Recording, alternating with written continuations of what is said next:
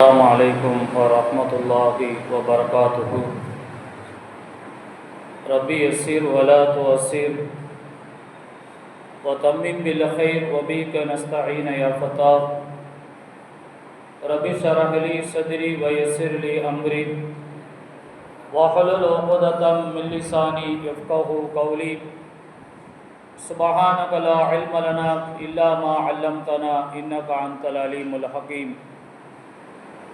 أرسله بالحق بشيرا ونذيرا. ما بعد فقد قال الله تعالى في كلامه القديم بالفرقان المجيد: أعوذ بالله من الشيطان الرجيم. بسم الله الرحمن الرحيم.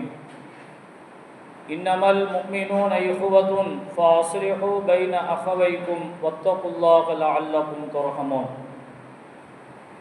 وقال نبينا صلى الله عليه وسلم: لا يحل لمسلم أن يحزر أخاه فوق 3 ليال يلتقيان ويعرل هذا وخيرهم الذي يبدأ بالسلام أو كما قال عليهم الصلاة والسلام. எல்லா புகழும் புகழ்ச்சியும் அகிலத்தை படைத்து பரிபாலிக்கக்கூடிய ரப்புல் ஆலமீன் அல்லாஹ்வுக்கே உரித்தாகுக. சலாமும் சலவாத்தும் சத்திய தூதர் சன்மார்க்க போதகர் நம் உயிரின் மேலான கண்மணி நாயகம் ரசூலுல்லாஹி ஸல்லல்லாஹு அலைஹி வஸல்லம் அவர்கள் மீதும், அவர்களுடைய வாழ்க்கையினுடைய வழிமுறைகளை பின்பற்றி நடந்த உத்தம சத்திய சஹாபாக்கள், தாபிஈன்கள், தபா தாபிஈன்கள், இமாம்கள், பெரியோர்கள், இந்த புனிதம் நிறைந்த ஜும்மாவுடைய நன்னாரிலே அல்லாஹ்வுடைய அன்பையும் அருளையும் பெறுவதற்காக வேண்டி வருகை தந்து இருக்கக்கூடிய நம் அனைவர்கள் மீதும் ரப்புல் ஆலமீன் அல்லாஹ் தனது அருளையும் கிருபையையும் நம் எல்லோருக்கும் நிரப்பமாக முழுமையாக அல்லாஹ் தந்தருள்வானாக. இறை இல்லமாம் கஅபத்துல்லாவையும் இறை தூதரின் பூங்காவனமாம் ரவுலா ஷரீஃபையும் கனவிலும் நனவிலும் மீண்டும் மீண்டும் கண்டுகளிக்கக்கூடிய பெரும்பாக்கிய ரப்புல் ஆலமீன் அல்லாஹ் நம் அனைவர்களுக்கும் நசீபாக்குவானாக. வாழும் காலமெல்லாம் கண்மணி நாயகம் ரசூலுல்லாஹி ஸல்லல்லாஹு அலைஹி வஸல்லம் அவர்களுடைய அடிச்சுவடுகளை பின்பற்றி வாழக்கூடிய தௌஃபீக்கை ரப்புல் ஆலமீன் அல்லாஹ் நம் அனைவர்களுக்கும் தந்தருள்வானாக. கண்ணியத்திற்கும் மிகுந்த மரியாதைக்கும் உரிய அல்லாஹ்வின் நல்லடியார்களே, அல்லாஹ் சுப்ஹானஹு வ தஆலா மனிதனுக்கு வழங்கி இருக்கக்கூடிய வாழ்க்கை மிகவும் அற்புதமானது. பிறப்பு முதல் இறப்பு வரை உண்டான வாழ்க்கை ஒரே ஒரு தடவை தான் வரக்கூடியதாக இருக்கின்றது. மறுபடியும் அந்த வாழ்க்கை மீண்டும் இந்த உலகத்தில் வரப்போவது கிடையாது. இப்படிப்பட்ட வாழ்க்கையை சிறப்பான முறையில் நடத்திட அல் குர்ஆனையும் ஹதீஸையும் ரப்புல் ஆலமீன் அல்லாஹ் நமக்கு தந்திருக்கின்றார். குர்ஆனின்படி வாழ்ந்து காட்டிய இறை தூதர்களையும் ரப்புல் ஆலமீன் அல்லாஹ் நமக்கு தந்திருக்கின்றார். ஆனால் காலப்போக்கில் இதிலுள்ள இன்பங்களை, பல நல்ல விஷயங்களை மறந்து பல்வேறுபட்ட சூழலில் வெறுப்போடும் வன்மத்தோடும் பகை உணர்வோடும் காழ்ப்புணர்ச்சியோடும் தனது ஒவ்வொரு நிமிடத்தையும் கழிக்கக்கூடிய ஒரு சூழலில் மனிதன் தள்ளப்பட்டு இருக்கின்றார். இதை நாம் எப்படி களைவது, அன்பை பிறருக்கு நாம் எப்படி வழங்கப் போகிறோம் என்பதை இன்றைய ஜும்மாவிலே நாம் பார்க்க இருக்கின்றோம். பொதுவாக குர்ஆன் ஷரீஃபிலே அல்லாஹ் சுப்ஹானஹு வ தஆலா முஃமின்களை அடையாளப்படுத்தும் பொழுது வல் முஃமினீன வல் முஃமினாத்தி பஅதுஹும் அவுலியாஉ பஅதின், உண்மையான முஃமினான ஆண்களும் பெண்களும் பஅதுஹும் அவுலியாஉ பஅதின், சிலர் சிலரை நேசிக்கும் நிலையில் இருப்பார்கள். இந்த அமைப்பில்தான் உண்மையான முஃமினான ஆணும் பெண்ணினுடைய நிலைகளும் இருக்குகின்றது என்று அல்லாஹ் குர்ஆனிலே குறிப்பிட்டு தருகின்றார். இன்னும் அப்படிப்பட்ட முஃமின்கள், அல்லாஹுவை உண்மையான முறையில் நம்பிக்கை கொண்டிருக்கக்கூடிய முஃமின்கள், யஅமுரூன பில் மஅரூஃபி வ யன்ஹவுன அனில் முன்கரி, அவர்கள் நல்லவற்றை ஏவுவார்கள், தீமைகளை தடுப்பார்கள். வ யுகீமூன ஸலாத்த வ யூத்துஸ் ஸகாத்த, தொழுகையை நிலைநாட்டுவார்கள், ஜக்காத்தை வழங்குவார்கள். வ யுதீஊன அல்லாஹ வ ரசூலா, அல்லாஹ் ரசூலுக்கு கட்டுப்படுவார்கள்.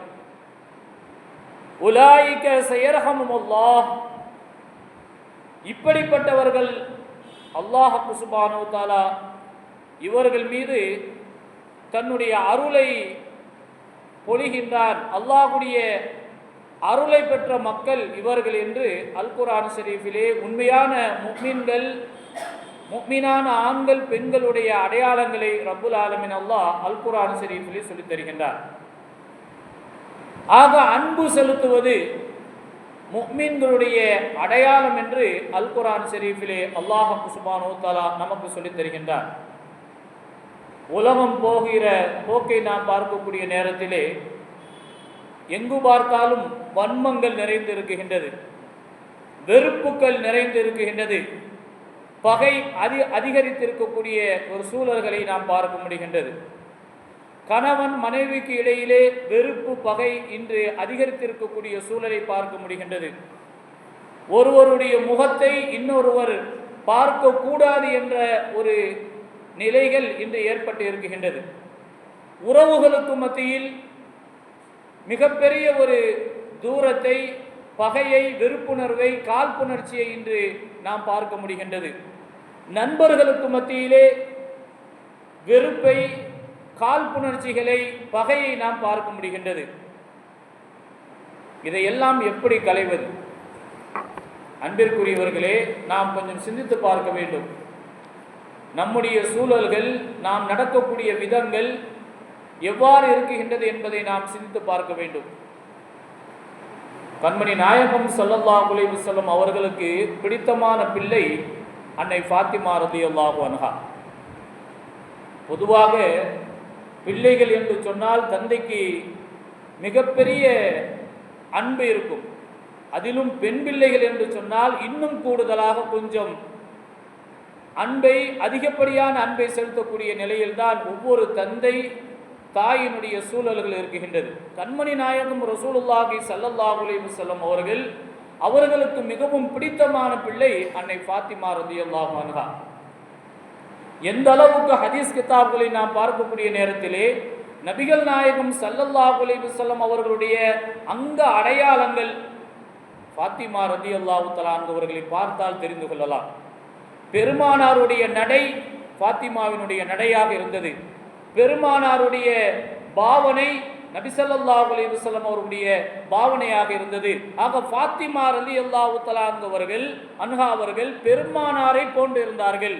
குணத்திலும் பெருமானார் ஸல்லல்லாஹு அலைஹி வஸல்லம் அவர்களை போன்று இருந்தார்கள்.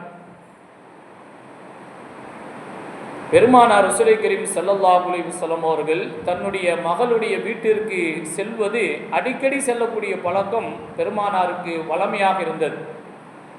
ஒரு நாள் பெருமானார் ஸல்லல்லாஹு அலைஹி வஸல்லம் தன்னுடைய மகள் ஃபாத்திமா ரலியல்லாஹு தஆலா அன்ஹாவுடைய வீட்டுக்கு செல்கின்றார்கள். வீட்டிலே அலி ரலியல்லாஹு தஆலா அவர்கள் இல்லை. ஃபாத்திமா ரலியல்லாஹு தஆலா அன்ஹாவுடைய கணவர் அலி ரலியல்லாஹு தஆலா அவர்கள் இல்லை. நபி ஸல்லல்லாஹு அலைஹி வஸல்லம் அவர்கள் ஃபாத்திமா ரலியல்லாஹு தஆலா இடத்திலே உன்னுடைய கணவர் அலி எங்கே என்று கேட்கின்றார்கள். ஃபாத்திமா ரலியல்லாஹு தஆலா அன்ஹா சொன்னார்கள், பைனஹு வ பைனி ஷைஆ, யா ரசூலல்லாஹ், எனக்கும் அவருக்கும் மத்தியிலே சிறிய ஒரு வாக்குவாதம். அந்த வாக்குவாதம் முற்றி கோபித்து கொண்டு வெளியே சென்று விட்டார் யா ரசூலல்லாஹ். கண்மணி நாயகம் ரசூலுல்லாஹி ஸல்லல்லாஹு அலைஹி வஸல்லம் அவர்கள் ஒரு சஹாபியை அழைத்தார்கள். அலி ரலியல்லாஹு தஆலா அவர்கள் எங்கே இருக்கின்றார்கள் என்று தெரிந்து வருவதாக அவர்களை அனுப்பி வைத்தார்கள். அந்த சஹாபி அலி ரலியல்லாஹு தஆலா அவர்கள் இருக்கக்கூடிய இடத்தை தெரிந்து கொண்டு பெருமானார் இடத்தில் வருகின்றார்கள். யா ரசூலல்லாஹ், அலி ரலியல்லாஹு தஆலா அவர்கள் மஸ்ஜிதுன் நபவியிலே படுத்திருக்கின்றார்கள். பெருமானார் ஸல்லல்லாஹு அலைஹி வஸல்லம் அவரை நீங்கள் எழுப்பி அழைத்து வாருங்கள் என்று சொல்லவில்லை. எங்கே அலி ரலியல்லாஹு தஆலா அன்ஹு அவர்கள் படுத்திருக்கின்றார்களோ அந்த இடத்திற்கு ஸல்லல்லாஹு அலைஹி வஸல்லம் அவர்கள் சென்றார்கள். மண் தரையிலே வெற்றும் மேனியிலே மண் படிய அலி ரலியல்லாஹு தஆலா அன்ஹு அவர்கள் மஸ்ஜிதுன் நபவியிலே படுத்திருக்கின்றார்கள். அக்காலகட்டங்களிலே மஸ்ஜிதுகள் இன்றைய சூழலில் இருப்பதை போன்று டைல்ஸ் மார்பல்ல இல்லை, மண்தரையில் தான் இருந்துச்சு, கட்டாந்தரையாக தான் இருந்துச்சு. அலி ரலியல்லாஹு தஆலா அன்ஹு அவர்கள் அந்த மண் தரையிலே படுத்திருக்கின்றார்கள். அதுவும் வெற்றும் மேனியிலே அவருடைய உடம்பில் மண் படிந்து இருக்குகின்றது. பெருமானார் ரசூலை கரீம் ஸல்லல்லாஹு அலைஹி வஸல்லம் அவர்கள் அங்கே சென்று அலி ரலியல்லாஹு தஆலாவுடைய அருகிலே அமர்ந்து அலி ரலியல்லாஹு தஆலாவுடைய முதுகில் படிந்து இருக்கக்கூடிய மண் துகள்களை பெருமானார் ஸல்லல்லாஹு அலைஹி வஸல்லம் அவர்கள் தட்டி விடுகின்றார்கள். அருமையானவர்களே, தன்னுடைய கையால் ஸல்லல்லாஹு அலைஹி வஸல்லம் அவர்கள் அதை தட்டி விடுகின்றார்கள். அலி ரலியல்லாஹு தஆலா அவர்கள் உணர்வு பெற்று முழுகுகின்றார்கள். ஸல்லல்லாஹு அலைஹி வஸல்லம் அவர்கள் கும் யா அபா துராப், வீட்டில் நடந்த செய்தியை இங்கே வெளிப்படுத்தலை. தன்னுடைய மகளிடத்தில் கோபித்து கொண்டு இப்படி வந்து படுத்து விட்டீரே என்பதாக சொல்லி கோபத்தை அவர்கள் வெளிப்படுத்தலை. அலி ரலியல்லாஹு தஆலா இடத்திலே கண்மணி நாயகம் ஸல்லல்லாஹு அலைஹி வஸல்லம் அவர்கள் கும் யா அபா துராப், மண்ணின் தந்தையே எழுந்திருங்கள். இன்னைக்கு ஒவ்வொரு ஊர்களுக்கும் ஒரு பேர் இருக்கும். அது நம்ம வாழக்கூடிய ஐயம்பட்டையில் நிறைய பாஷா ஜான், பாவா ஜான், பாஷாஜி, இது போன்ற சிறப்பு பெயர்கள். ஆனால் உள்ளுக்குள்ள பேர், அசல் பேர் வேற இருக்கும். இதே போன்று பெருமானார் ஸல்லல்லாஹு அலைஹி வஸல்லம் அவர்கள் அலியே என்பதாக அழைக்காமல் யா அபா துராப், மண்ணின் தந்தையே எழுந்திருங்கள்.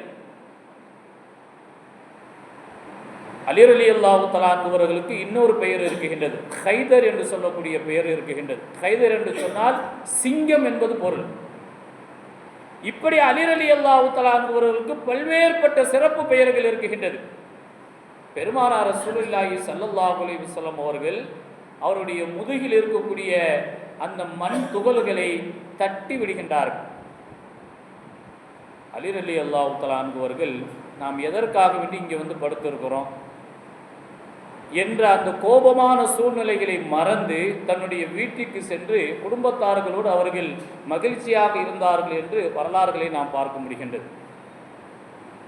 பெருமானார் ஸல்லல்லாஹு அலைஹி வஸல்லம் ஒரு கோபம் கொண்ட நிலையில் இருக்கக்கூடிய மனிதரை எப்படி சாந்தப்படுத்தினார்கள், எந்த விதத்தில் அவர்களை அணுகி எப்படி அவர்களை சமாதானப்படுத்தி அவர்களுடைய இல்லற வாழ்க்கை, அவருடைய குடும்ப வாழ்க்கை முதலிட்ட அனைத்து இன்பங்களையும் எப்படி அவர்கள் நல்ல விதமாக நடப்பதற்கு வழிகாட்டினார்கள் என்பதை நாம் சிந்தித்து பார்க்க வேண்டும்.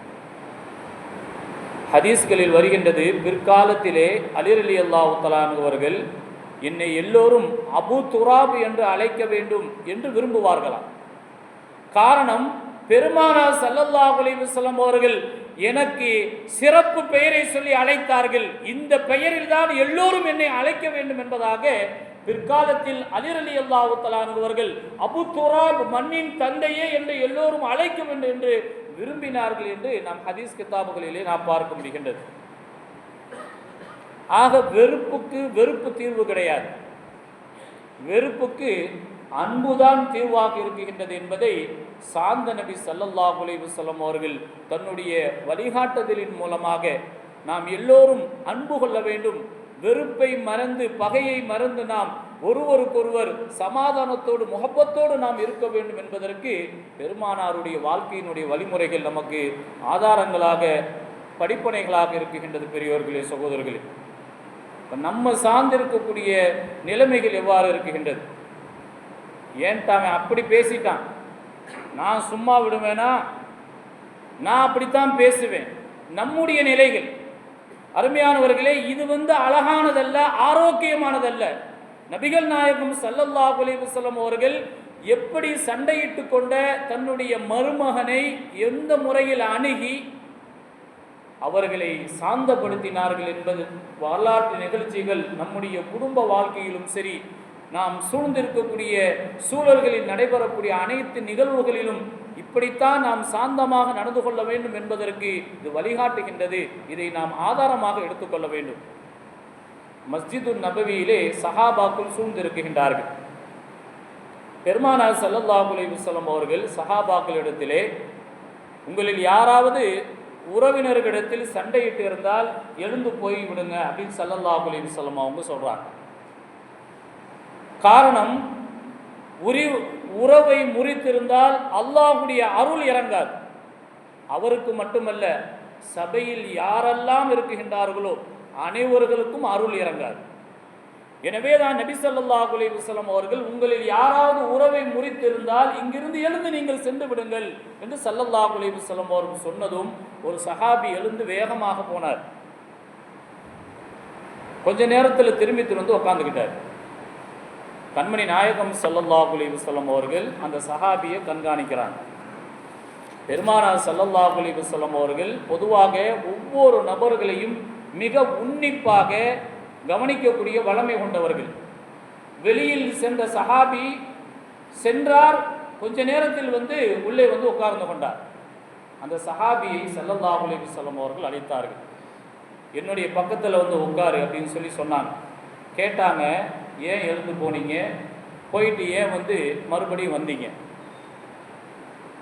அந்த சஹாபி சொன்னார், யா ரசூலல்லாஹ், என்னுடைய சின்னம்மாவுக்கும் எனக்கும் ஒரு சில வாக்குவாதம், கருத்து வேறுபாடு. அந்த கருத்து வேறுபாடு முற்றி அது பகையாக மாறிவிட்டது. எங்களுக்கு மத்தியில் பேச்சு இல்லாமல் போய்விட்டது. எப்பொழுது நீங்கள் இந்த சபையிலிருந்து நீங்கள் எழுந்து சென்று விடுங்கள், உறவை முறித்தவர்கள் வெளியே சென்று விடுங்கள், அதனால் அல்லாஹ்வுடைய அருள் ஒட்டுமொத்தவர்களுக்கும் இறங்காது என்று சொன்னீர்களோ, நான் நேராக என்னுடைய சின்னம்மாவுடைய வீட்டுக்கு சென்றேன். சென்று, என்னுடைய அம்மாவே, என்னை நீங்கள் மன்னித்து விடுங்கள் என்று நான் சொன்னதும் என்னுடைய சிறிய தாயார் மனம் இறங்கி கட்டு தழுவி முத்தமிட்டு, நான் உன்னை மன்னித்து விட்டேன் என்பதாக சொல்லி, நாங்கள் இருவர்களும் உறவை நாங்கள் இணைத்தோம், அதை செய்துவிட்டுத்தான் நான் அமர்ந்தேன் என்று பெருமானார் ரசூலுல்லாஹி கரீம் ஸல்லல்லாஹு அலைஹி வஸல்லம் இடத்திலே இந்த சஹாபி அவர்கள் சொன்னதும், தூரத்தில் இருந்த அந்த சஹாபி தன்னுடைய அருகில் உட்கார வைத்தார்கள் ஸல்லல்லாஹு அலைஹி வஸல்லம். ஆக வெறுப்பு ஒரு மனிதனை தூரப்படுத்தும், அன்பு அருகிலே இருக்க வைக்கும், அவரோடு உறவு வளர்த்து கொள்வதற்கு அது காரணமாக அமையும். அருமையான பெரியோர்களே, சகோதரர்களே, ஆக அன்பை நாம் கொடுக்கும் பொழுது, அன்பாக எல்லோரிடத்தில் நாம் நடக்கும் பொழுது நம்மோடு இணைந்திருப்பார்கள். அந்த அன்பை நாம் செலுத்துவதற்கு நாம் தவறும் பொழுது நம்மை விட்டு அவர்கள் விரண்டு இருப்பார்கள், தூரமாக இருப்பார்கள் என்பது நாம் சர்வ சாதாரணமான முறையில் நாம் தெரிந்து கொள்ள முடிகின்றது. எனவே தான் நபிகள் நாயகம் ஸல்லல்லாஹு அலைஹி வஸல்லம் அவர்கள் சொன்னார்கள், இர்ஹமு மன் ஃபில் அர்லி, பூமியில் உள்ள எல்லா உயிரினங்களுக்கும் நீங்கள் இரக்கம் காட்டுங்கள். அது மனிதன் மட்டுமல்ல, பூமியில் என்ன என்ன உயிரினங்கள் இருக்குகின்றதோ அனைத்து உயிரினங்களுக்கும் நீங்கள் இரக்கம் காட்டுங்கள்.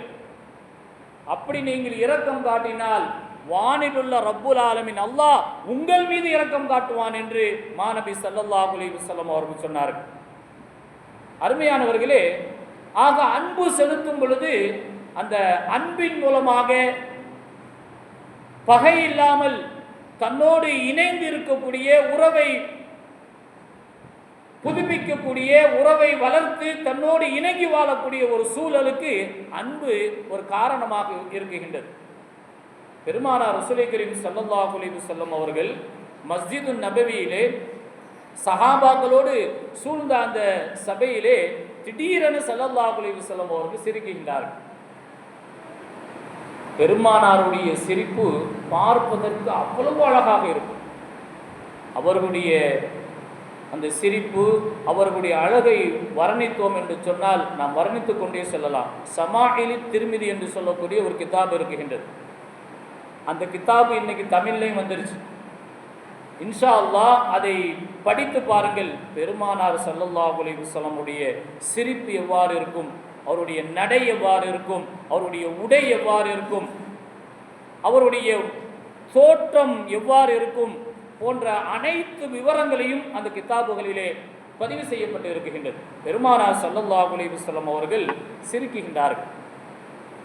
சஹாபாக்கள் எல்லாம் கேட்கின்றார், யா ரசூலல்லாஹ், ஏன் சிரிக்கின்றீர்கள்?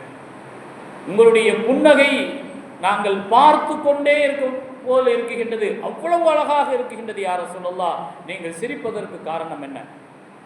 பெருமானார் ஸல்லல்லாஹு அலைஹி வஸல்லம் அவர்கள் சொன்னார்கள், மறுமையில் நடக்கக்கூடிய காட்சியை நான் பார்த்தேன். 2 பேர் அல்லாஹ்வுடைய சன்னிதானத்திலே நிற்கின்றார்கள். அவர்களில் ஒருவர் யா அல்லாஹ், இன்னொருவர் மீது சுட்டிக்காட்டி, யா அல்லாஹ், இவரினால் நான் மிகவும் பாதிக்கப்பட்டு இருக்கின்றேன், படாத பாடு என்னை படுத்திருக்கிறார், அவ்வளவு கஷ்டங்கள் எனக்கு இவர் கொடுத்திருக்கிறார், என்னுடைய பொருளை அபகரித்திருக்கிறார், என்னை அவமானப்படுத்தி இருக்கிறார், என் தன்மானத்திற்கு இழுக்கை உண்டாக்கி இருக்கிறார். எனவே யா அல்லாஹ், மாலிகி யௌமித்தீன், தீர்ப்பு வழங்கக்கூடிய நீதிபதியாக இன்று நீ இருக்குகின்றாய், எனக்கு நீ நியாயம் வழங்க வேண்டும் என்று அல்லாஹ்விடத்திலே அவர் முறையிடுகின்றார். என்ன வேண்டும் என்று அல்லாஹ் சுப்ஹானஹு வ தஆலா கேட்கும் பொழுது, அவர் செய்த நன்மைகளை எல்லாம் எனக்கு நீ தரச் செய்வாயாக என்று அல்லாஹ்விடத்தில் அந்த மனிதர் வைக்கிறார். அல்லாஹ் சுப்ஹானஹு வ தஆலா அந்த மனிதரிடத்திலே சொன்னானாம், அவரிடத்தில் ஒரு நன்மை கூட இல்லை, அவரிடத்துல ஒரு நன்மை கூட இல்லை, நான் எப்படி நன்மையை தருவது? அப்போ அவர் அல்லாஹ்விடத்தில் மீண்டும் கேட்டாரு, ஏன்ட்ட நிறைய பாவம் இருக்குது, அந்த பாவ சுமையினால் நான் மிகவும் பரிதவித்து கொண்டு இருக்கின்றேன், என்னுடைய பாவம் முழுக்கையும் அவரை நீ ஏற்க செய்வாயாக, என்னுடைய பாவம் முழுக்க அவருக்கு நீ கொடுப்பாயாக, அதற்குண்டான தண்டனை அனுபவிப்பதற்கு நீ ஏற்பாடு செய்வாயாக என்று அல்லாஹ்விடத்தில் அவர் சொல்லும் பொழுது, அல்லாஹ் சுப்ஹானஹு வ தஆலா பாதிக்கப்பட்டவரிடத்திலே, வானத்தை சற்று உயரத்தில் இருக்கக்கூடிய வானை நீங்கள் பாருங்கள் என்று அல்லாஹ் சுப்ஹானஹு வ தஆலா அவரிடத்தில் சொல்கின்றார். அவர் பார்க்கிறார், அப்படியே அதிசயித்து போய்த்து விட்டார். காரணம், அங்கே சொர்க்கத்தில் இருக்கக்கூடிய மாளிகை அந்த வானிலே ஜொலித்து கொண்டு இருக்குகின்றது. கற்கள் மாணிக்கத்தாலும் தங்கத்தாலும் வைடூரத்தாலும் அங்கே மின்னிக் கொண்டு இருக்கக்கூடிய ஒரு மாளிகை தோற்றத்தை அவர் பார்க்கிறார். அந்த மாளிகையை பார்த்துவிட்டு அவர் கேட்கிறார், யா அல்லாஹ், இது எந்த நபிமாருக்கு உள்ள வீடு? யா அல்லாஹ், இது எந்த ஷஹீதுக்கு உள்ள வீடு? யா அல்லாஹ், இது எந்த தக்வாதாரிக்கு உள்ள வீடு? இது எந்த நல்லடியாருக்கு உள்ள வீடு என்று அந்த நபர் அவர்கள் அல்லாஹ்விடத்திலே கேட்கின்றார்கள். ரப்புல் ஆலமீன் அல்லாஹ் அந்த நபரிடத்திலே சொன்னானாம், இது யாருக்குரியதும் அல்ல, நீ நினைத்தால் அது உனக்கு கிடைக்கும், நீ நினைத்தால் அது உனக்கு கிடைக்கும். அப்போ அவர் கேட்கிறாரு, இதுக்கு என்ன வேலை? அருமையான பெரியவர்களே, சகோதரர்களே, அப்பொழுது ரப்புல் ஆலமீன் அல்லாஹ், நீ யார் மீது குற்றம் சுமத்தினாயோ அவரை நீ மன்னித்து விட்டேன் என்று நீ சொன்னால் இந்த மாளிகை உனக்கு கிடைக்கும். அந்த சஹாபி அவர்கள் அவரை கட்டி தழுவி, இவரை நான் மன்னித்து விட்டேன் யா அல்லாஹ் என்று அந்த அவர்கள் சொல்லும் பொழுது, அல்லாஹ் சுப்ஹானஹு வ தஆலா 2 பேரும் அந்த மாளிகையை நீங்கள் நுழையுங்கள் என்று அல்லாஹ் சொல்லினான் என்று ஸல்லல்லாஹு அலைஹி வஸல்லம் அவர்கள் சொன்னார். அவரை மன்னிப்பதற்கு நீ இறங்கி வந்து விட்டாய், ரப்புல் ஆலமீனாக இருக்கக்கூடிய நான் எப்படி இறங்காமல் இருக்க வேண்டும்? எனவே நீங்கள் இருவர்களும் அந்த மாளிகையிலே நீங்கள் நுழையலாம் என்று அல்லாஹ் சுப்ஹானஹு வ தஆலா சொன்னான் என்று ஸல்லல்லாஹு அலைஹி வஸல்லம் அவர்கள், இந்த காட்சியை நான் பார்த்துதான் சிரிக்கிறேன் என்று சஹாபாக்களிடத்திலே கண்மணி நாயகம் ஸல்லல்லாஹு அலைஹி வஸல்லம் அவர்கள் பதில் சொன்னதாக நாம் ஹதீஸ் கிதாபுகளிலே நாம் பார்க்க முடிகின்றது. ஆக பகையோடு இருந்த இருவர்களை பேச்சுவார்த்தை நடத்தி சமாதானப்படுத்தி சகோதரர்களாக ரப்புல் ஆலமீன் அல்லாஹ் அவர்களை மாற்றினான். அதன் காரணமாக சொர்க்கத்திலே உயர்ந்த மாளிகையில் இருக்கக்கூடிய பாக்கியத்தை அவர்கள் பெற்றார்கள் என்று நாம் ஹதீஸ் கிதாபுகளில் நாம் பார்க்க முடிகின்றது. ஆக அன்பு நம்மை சொர்க்கத்தின் பக்கம் அழைத்து செல்லும். அன்பு காட்டினால் உறவை நாம் வளர்க்கலாம், அவரோடு இணைந்து நாம் செயலாற்றலாம் என்ற உன்னதமான பாடங்களையும் படிப்பினையும் நாம் எடுத்துக்கொள்ள வேண்டும். பகையை நாம் கொண்டிருந்தோம் என்று சொன்னால் எந்த விதத்திலும் அது வெற்றியை தராது, தோல்வியைத்தான் அது ஏற்படுத்தும். எனவேதான் ஸல்லல்லாஹு அலைஹி வஸல்லம் அவர்கள் சொன்னார்கள், இத்தகுல்லாஹ, அல்லாஹ்வை நீங்கள் பயந்து கொள்ளுங்கள். உங்களுக்கு இடையில் பிரச்சனை ஏற்பட்டால் அதையே நினைத்து நீங்கள் வாழாதீர்கள். யாராவது ஒருவர் உங்களுக்கு தீங்கு இழைத்து விட்டால் அதை மன்னிப்பதற்கு நீங்கள் பழகுங்கள். அது அல்லாமல் என்னை நீ இப்படி செஞ்சிட்டியே நினைக்கும் பொழுது கோபம்தான் அது உயரும். அந்த கோபத்தின் காரணமாக டென்ஷன், சுகர் போன்ற வியாதிகள் பெருகுமே தவிர அது குறைவதற்கு காரணமாக இருக்காது.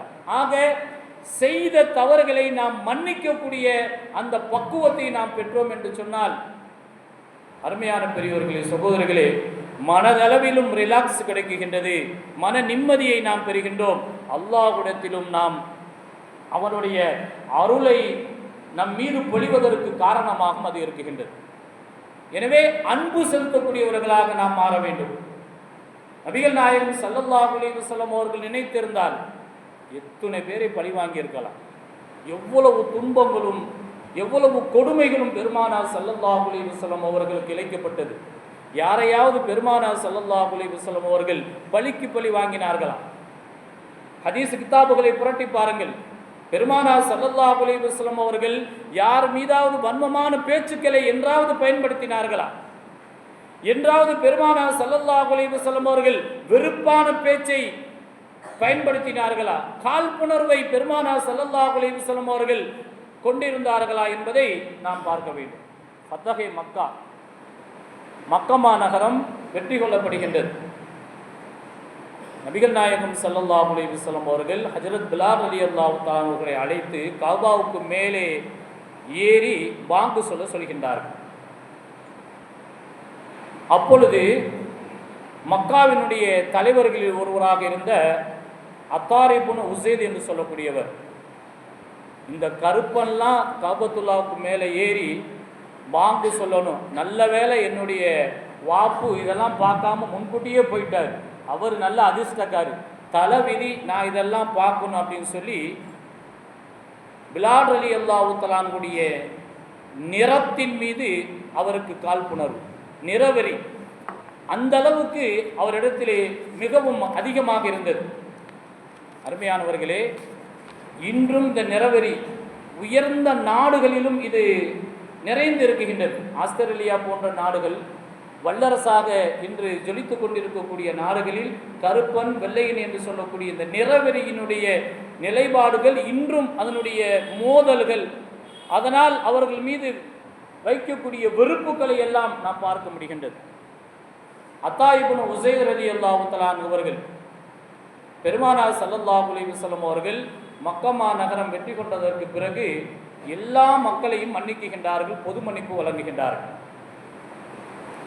அப்பொழுது அத்தா இப்னு உஸைத் அவர்கள் புரிந்து கொண்டார்கள், இஸ்லாம் என்பதுதான் சத்திய மார்க்கம், இந்த நடவடிக்கைகள் எல்லாம் சத்திய மார்க்கத்திலே தான் இது ஏற்படும் என்பதாக சொல்லி தன்னுடைய மனதிலே ஒரு விதமான மாற்றத்தை ஏற்படுத்துகின்றார். பெருமானார் ஸல்லல்லாஹு அலைஹி வஸல்லம் அவர்களிடத்திலே வந்து, யா ரசூலல்லாஹ், என்னை மன்னித்து விடுங்கள் என்பதாக சொல்லி அஷ்ஹது அல்லா இலாஹ இல்லல்லாஹ் வ அன்னக ரசூலுல்லாஹ் என்று பெருமானார் ஸல்லல்லாஹு அலைஹி வஸல்லமுடைய திருக்கரம் தழுவி இஸ்லாத்திலே இணைகிறார். கண்ணியத்துக்குரியவர்களே, பெருமானார் ஸல்லல்லாஹு அலைஹி வஸல்லம் அவர்கள் அவரை ஏற்றுக்கொள்கின்றார்கள்.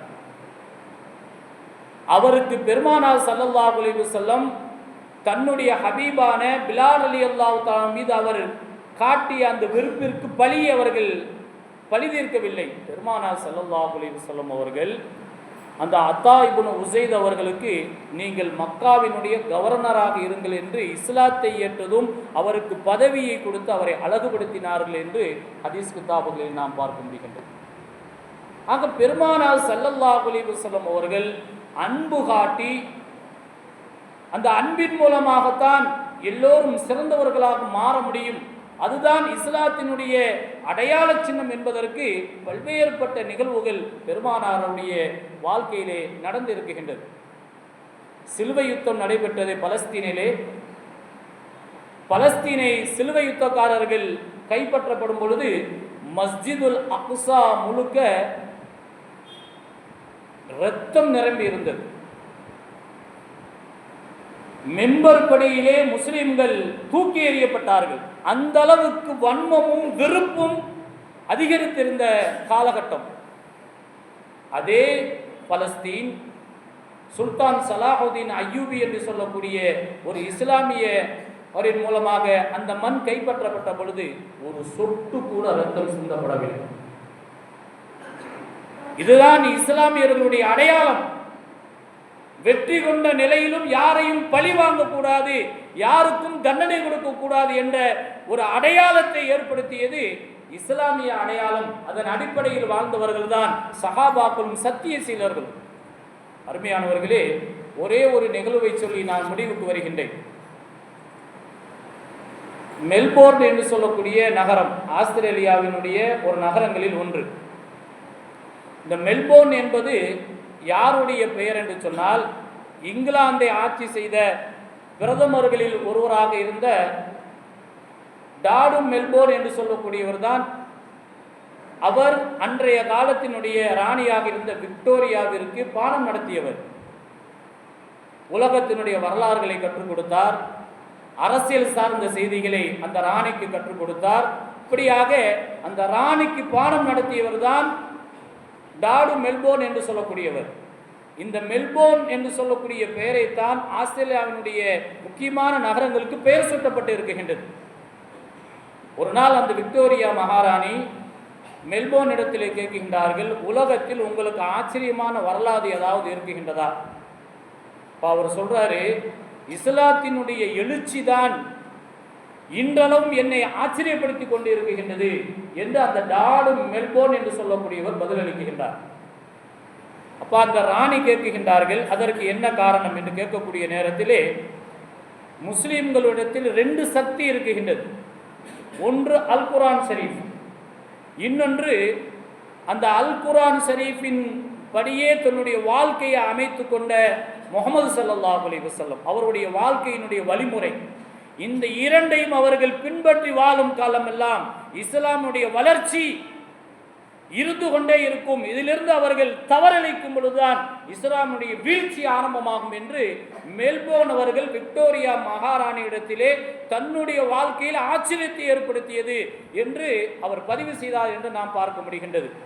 அருமையானவர்களே, ஆக இஸ்லாத்தில் குர்ஆன் ஹதீஸில் சொல்லப்பட்டு இருக்கக்கூடிய விஷயம், அன்பை நாம் செலுத்த வேண்டும். அந்த அன்பின் காரணமாக நாம் எல்லோரும் மனதிலே ஒருமித்து இணைந்து வாழ்ந்து சண்டை சச்சரவுகள் இல்லாமல் ஒருமித்து ஒற்றுமையாக வாழலாம் என்ற ஒரு நிலைப்பாடை ஏற்படுத்தும் என்ற உன்னதமான ஒரு பாடத்தை படிப்பனையை நாம் இந்த வரலாற்று செய்திகளின் மூலமாக உணர முடிகின்றது. எனவே அருமையான பெரியவர்களே, சகோதரர்களே, குர்ஆன் ஹதீஸ் இதன் அடிப்படையில் நம்முடைய வாழ்க்கையிலே நாம் எடுத்து நடைபெற்றோம் என்று சொன்னால் நிச்சயமாக அந்த அன்பு வெற்றியை தரும். இன்னைக்கு பாருங்க, அமெரிக்காவில் கலிபோர்னியாவில் லாஸ் ஏஞ்சல்ஸ் என்று சொல்லக்கூடிய நகரம் பற்றி எரிந்து கொண்டு இருக்கின்றது. இதற்கு என்ன காரணம்? வன்மம், காழ்ப்புணர்ச்சி, விரோதம், வெறுப்பு தான் காரணமாக இருக்கின்றது என்று பதிவுகள் வந்து கொண்டு இருக்கின்றது. ஆக வெறுப்பு, வன்மம் அது தோல்வியை தாரும், அன்புதான் வெற்றியை தரும் என்பதை நாம் புரிந்து கொண்டு அன்போடு நாம் வாழ்வோம். ரப்புல் ஆலமீன் அல்லாஹ் அந்த அன்பை நாம் எல்லோரிடத்திலும் செலுத்தி அல்லாஹ்விடத்தில் முஹப்பத்தை பெறுவோமாக. வாஹிரு தஅவானா அல்ஹம்துலில்லாஹி ரப்பில் ஆலமீன். அஸ்ஸலாமு அலைக்கும் வரஹ்மத்துல்லாஹி தஆலா வபரகாத்துஹு. கண்ணியத்துக்குரிய ஜமாத்தார்களே, இன்ஷா அல்லாஹ்